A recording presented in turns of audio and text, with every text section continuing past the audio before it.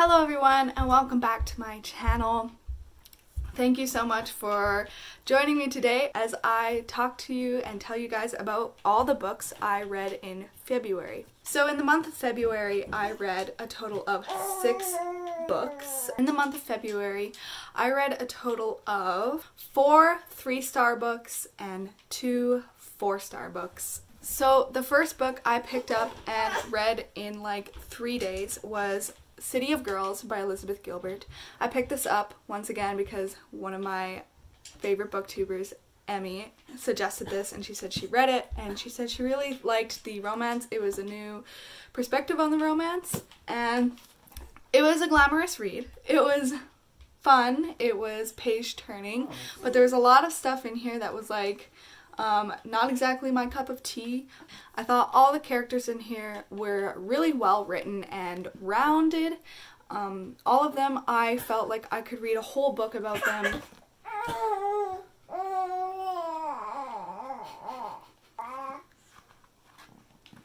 She's telling you guys about the books she read in February. Sounds like she didn't have a very good reading month. Did you not have a good reading month?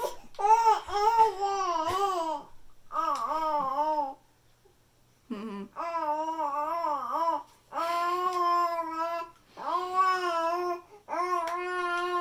5 2-star books? That's crazy! So, like I was saying, I really enjoyed these characters, really loved reading about them, and if there were books on like every single character in this book, I would read it because I thought they were so interesting. All of their histories I think would be so amazing to read about and so interesting to read about, and yeah. There's a lot of things in here I related to when it came to theater life, because if you guys don't know, I was in dance for 9 years. I did like every single sort of dance there was. Ballet, hip-hop, tap, jazz, lyrical, and acrobatics. I did all of those. Am I missing one? If I am, then I probably didn't do it.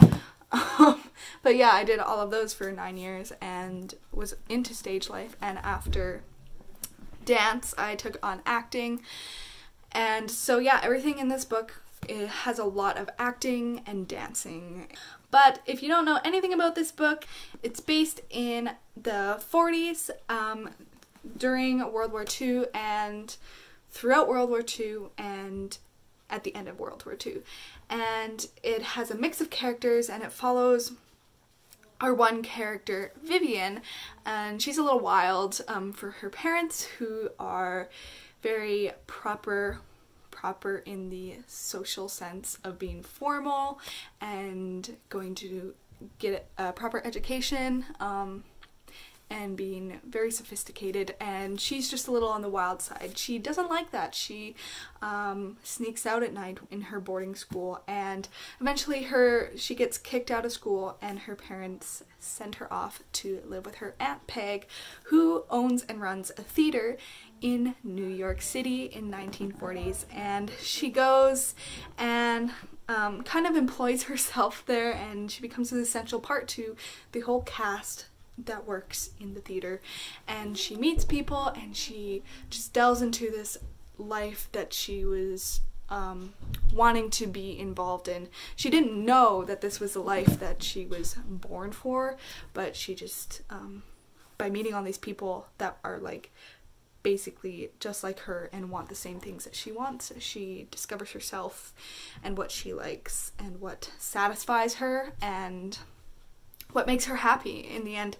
And it's just the amount of like injustices and horrible things that go on that happen to her as she journeys to discover herself is just so infuriating and so awesome to read about, and you're just soaking up the words in the pages. It's really great, but in the end I only gave it 3 stars because just a bunch of the stuff in here I felt uncomfortable with reading and just not really my thing.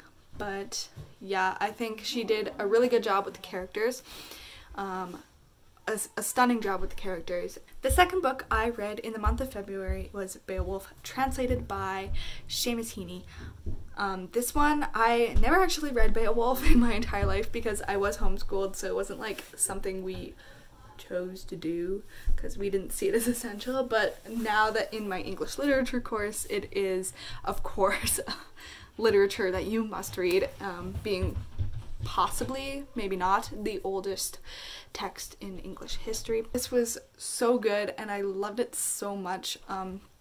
It was a really epic tale that I really love to read about, just the imagination that goes into this and that you can get while reading this poem, all about Beowulf, the man that goes overseas to help a neighboring land with their struggle with a demon-like creature called Grendel. That was the dragon's name. His name was Grendel. It's just basically going through Beowulf being like a super powerful man and yeah, being an epic warrior told through an epic language in this epic poem. How many times can I say epic? Because it was epic. It was epic. I ended up giving it 4 stars because I read it in a day and I loved it and it surpassed all my expectations, of course. So the third book I read in the month of February is The Invisible Life of Addie Larue by V.E. Schwabb. This book was so hyped by so many booktubers and so many bookstagrammers and just so many people that read it and have been talking to me about how they wanted to read it, and just this book has been circulating through the bookish world and I was so excited to get into it. The concept sounds amazing. This concept of this girl who makes a deal with the devil because she is unhappy with her life and she desires more, be able to be free and live as long as she wants and experience all that she desires to experience, which is a lot in the earth. But he kind of cons her with her deal, gives her what she wants, but also takes away a lot of what she didn't expect, a lot of important things. So he gives her the gift of immortality and being able to just, you know, live life forever and experience all there is to experience.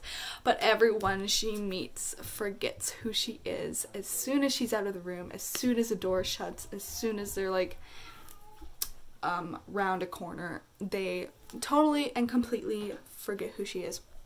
And so it was a great concept till she enters into a bookstore one day in present day New York, and she meets a boy and discovers that he remembered her, and he's the first person in all her 300 something years that she lived being forgotten by every single person she came across, which it makes for a really hard life. If you think about it, it makes for a really hard life. Story and the adventure was very page-turning, and I think I read it in 3 to 4 days. It was really good,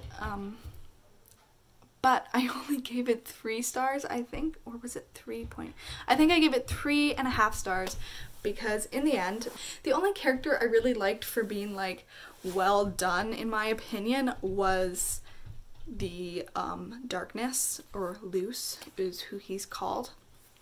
And yeah, just Henry I didn't connect with. I think he was made to be the stereotypical sweet and soft boy that's been having like the roughest of lives, and we're supposed to embrace him like we embrace teddy bears while we're children and just love him like we love our teddy bears. But I just didn't. I just thought, you know what, yeah, I sympathize with you, but I don't know, it wasn't like I wasn't going to fall for that stereotypical character where like we all just absolutely adore him and are willing to give up everything that we love about the story for his well-being and his life. And oh, I could go on and on about this book, but yeah, overall the story was great, but the writing was the problem. There's so many similes that it was just repetitive work to get through, and it was just dry in some points. I just felt like it was skimming the pages. You know how like you can be taught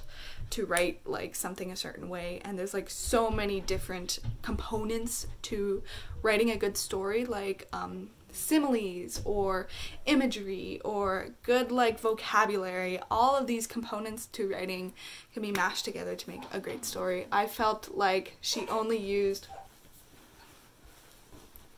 She has come to join us. You want to talk about books? There we go. There we go. We can look at Mommy's shirt. It's black and white. So yeah, I felt like she only took one component of writing and put it to use, and so it felt like the writing was just kind of bland and repetitive. So yeah, that's why I bumped my 4-star rating down to 3.5. The fourth book that I read in the month of February is Sir Gawain and the Green Knight, translated by W.S. Merwin. So I gave this book 4 stars because it was awesome. It was just like Beowulf. I loved reading about the adventures of Sir Gawain and the Headless Horseman. I felt like this story taught a lot of moral goodness, and yeah, and this character was really strong and inspiring. And yeah, Sir Gawain, he was the character I'm talking about. He's really strong and inspiring, and I love the friendships he makes, and that's pretty cool. So I gave it 4 stars. I also realized, I think the Beowulf and Sir Gawain and the Green Knight were very big inspirations for Tolkien when he wrote The Lord of the Rings and The Hobbit and his whole Middle Earth. I think Sir Gawain and the Green Knight is based in what they called Middle Earth because it was like medieval.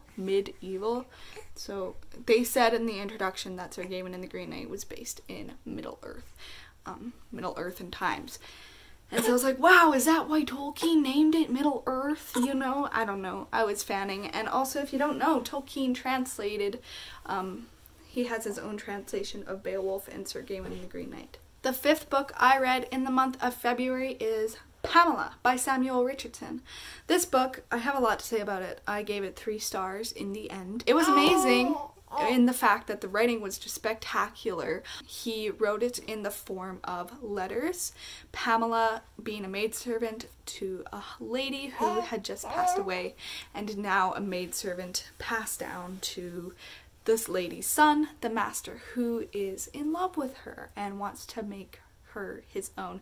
And through the first half of the story, or the first 75%, I would say, he goes about trying to make her his own by putting into use his power as her master over her. And he just tries to take her into his own possession by really immoral and awful means, and she just wants to protect her virtue and her purity, and she just wants to go back to her parents. And he just prevents her from doing that by conning her and keeping her a prisoner of sorts. And oh my goodness, the one character, Mrs. Jukes, if you've read this book, you will know exactly what I'm talking about. But yeah, the writing in the letter format and just Samuel Richardson's writing in general and his prose make it for an very immersive read. The characters, the whole while I was reading it, I completely forgot that these characters were fictional, that they were made up by Samuel Richardson. They felt completely and authentically like real people, and I felt like I was actually reading a girl's letters, a girl named Pamela and her letters. So yeah, but after the 75% mark of the book, everything magically got better, and after this certain event took place in Pamela's life, it was basically just jumping between explaining how wonderful and happy her life is and how wonderful everything is going, and like basically detailing like all the things in her life that make it happy, like just little conversations or what happened at dinner time. And I was like, I'm not interested in this.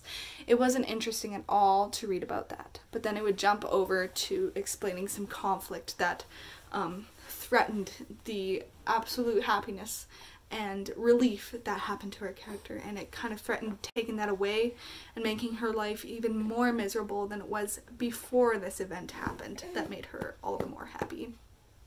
So yeah, I gave it 3 stars because it was a bit dry, the last 25% of it, but the writing was phenomenal and I enjoyed it. But yeah, just the story and what happened in the story also I was kind of confused by, and I just didn't enjoy the decision. I was like, why would you decide to do this? So the 6th book that I read in the month of February is Wild Game by Adrian Brodeur. This book was my blind date with a book from the library for Valentine's Day, St. Valentine's Day. It's a memoir about this woman and her life growing up with her mom, who loved herself more than her daughter. And she had an affair with this man who was a husband to Lily, I think her name was, who they were friends, family friends with them. And so it's basically explaining her journey as being her mom's confidant and being her mom's best friend, and helping her out through this affair, making this affair possible and just helping her through that. I gave this book 3 stars. It was great. It wasn't anything too memorable. I really loved her writing. I thought her writing was glorious and gorgeous, and just the way she constructed the book was really well done and really made it really interesting and for a fun, whimsical read. I read it in 2 days because it was so fun. It's pretty short too. It's like 240 pages or something like that. At the very end it was really sad. But yeah, nothing too memorable, like I said. Alright, and that is all the books we read in the month of February. Thank you everyone for joining us as we talk about the books. Thanks you guys so much for watching. If you liked this video, please give it a like right down there, and subscribe if you want to hear me talk about more books. I have already started on my March TBR. I hope you enjoyed. Thank you again so much, and I'll see you guys in the next video. Bye.